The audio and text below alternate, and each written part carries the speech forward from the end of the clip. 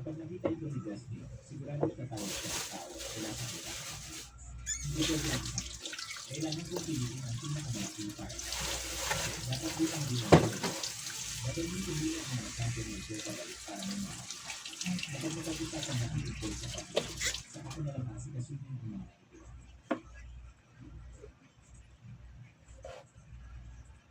Nakakalinis ito ng tubig. Napakagandang gamit para sa nakakain. Kapag nagtayo ako ng sariling farm ba ng araw, siguradong tulong budaw ako dito.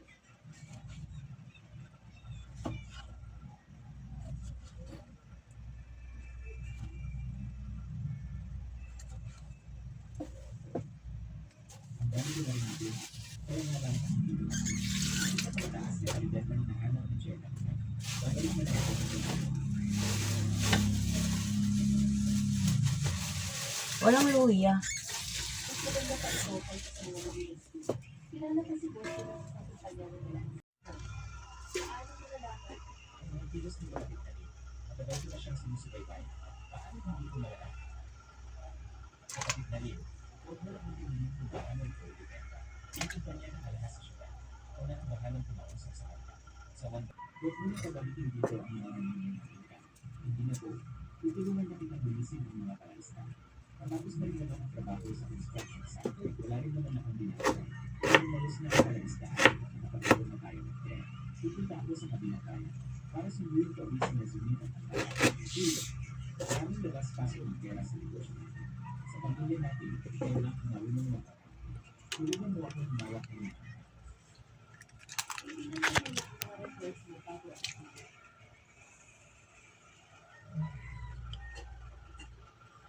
Pagkakay na pala siya President Pino na lang ang baka naman nakikuha mo talaga siya. Kung talagang nagbago na si Wilhelm ngayon, di ba parang nawala ang sa nakakita ko pinag ayos lang yun, sure. Sa paglipas ng mga taon, may natutunan akong isang bagay. Hindi kailangan mababago ng isang tao ang kapwa mo. Kung totoong nagbago na siya, naniniwala ako, magiging isa siyang mabuting ino. Napakabuti mo. Alam ba niya Wilhelm? Amy.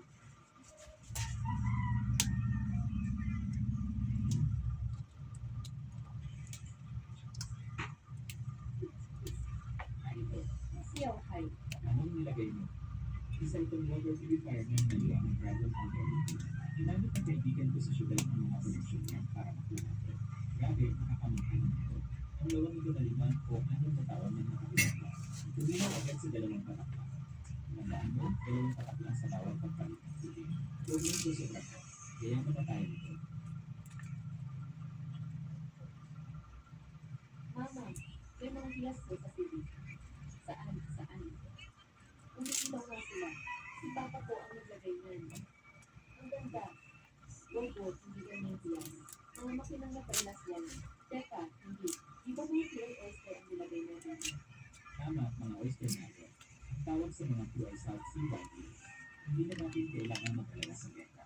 Sa paligid Chairman Jack, isang salita niya lang, garantisado na tayo. Mukhang napag-aralo na talaga ang palisa. Yun ako, 6 na taon din natiwala dito. Sino mo kaakala na ngayon, may mga perlas na palang inaalagaan sa ilalim. Hindi ko nasahan na ang pinusulit na pinakawalagsig sa pamilya namin. Ay siya pang nagiging pinakamatagumpay ngayon. Nalinis na nga ang palaistahan. May mga perlas na rin tayo, pero pakiramdam ko may kulang pa rin. Kulang sa isda. Kung gusto lang managutin sa bibig mula sa ilalim ng dagat, parang masyadong bakante ang pailista. Bukas, bibili ako ng isang batch ng mga civilian isda. Ayos yan.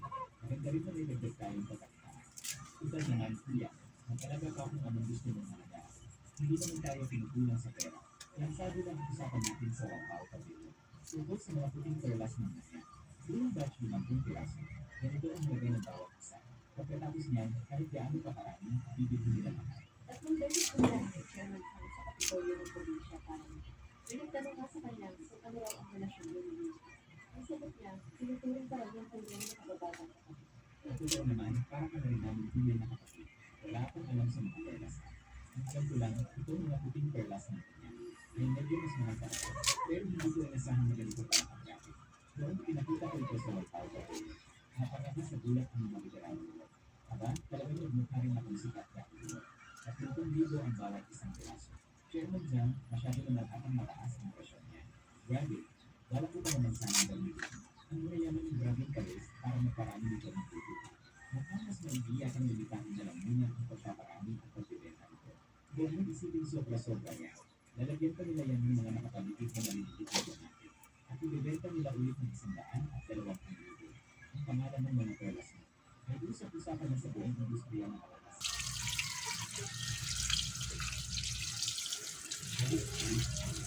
Sobrang nakakalimutan sa mga ito.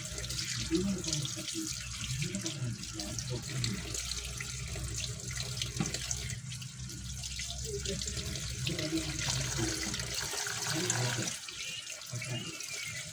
Ito na. Hindi ko napapit na yan.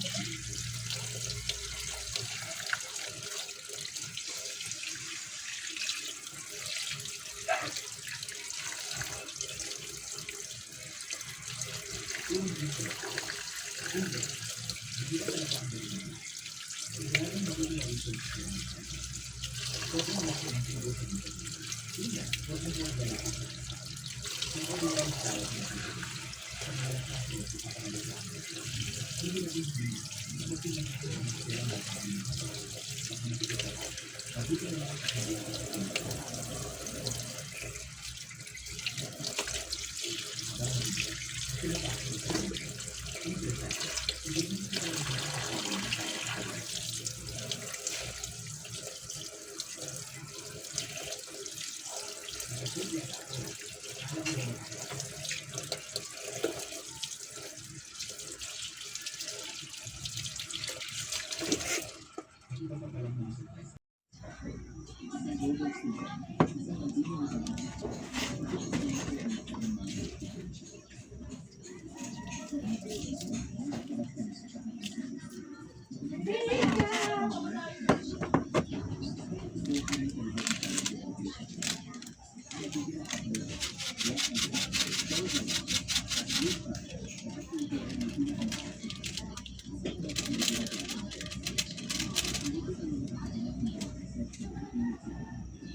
Sandok nga.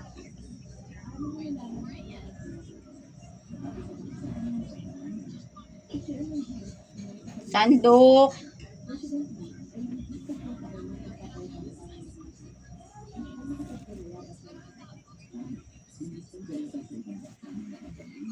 Wala nakarinig.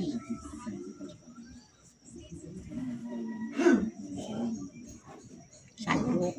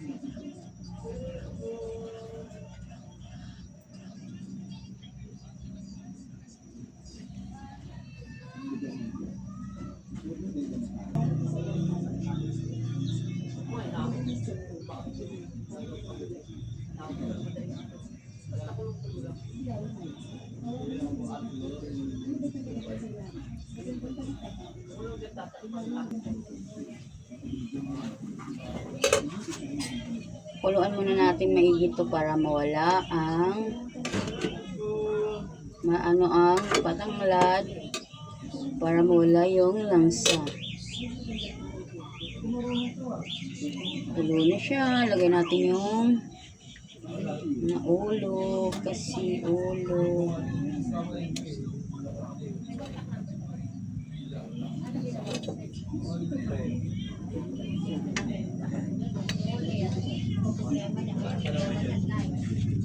Medyo malaki na ang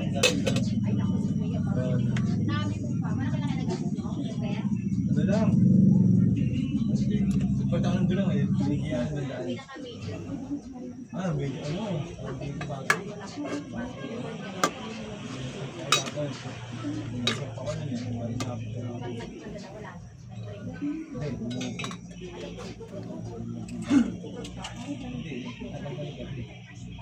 Lagay natin ito siyang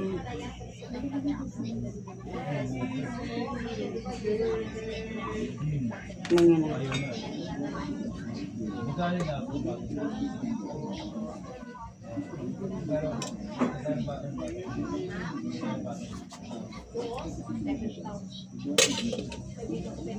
Pero ano eh? Swap dito.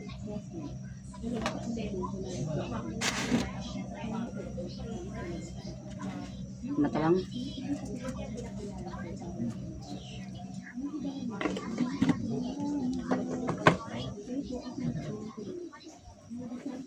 Ano ba pre? Ano ba pre? Tinulang isda, ulong isda. Tinulang Bisaya, pre. Oo, ganyan niluluto ko lang ito. Okay. Mga sabaw. Isabaw kasi ulo ng ano to eh. Ano ba tawag dito? Hilok, Mga tambakol. tambakol. Dito muna ako ngayon. Tapos, ano lang, yung mga ano lang inano ko, tapos prito ko yung iba. Hiwa-hiwa na. Hiwa-hiwa na to eh.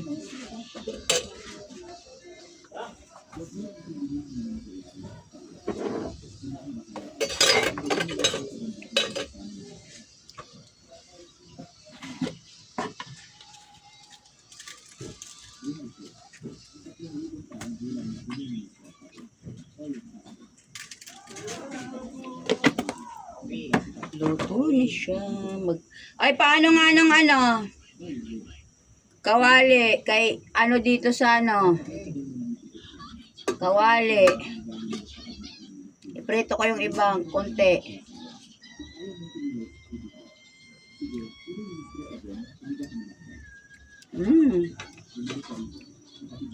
Harap na. Luto na siya, guys. Yan na yung tinulang Bisaya, ulo ng tambakol. Bye guys! See you next video!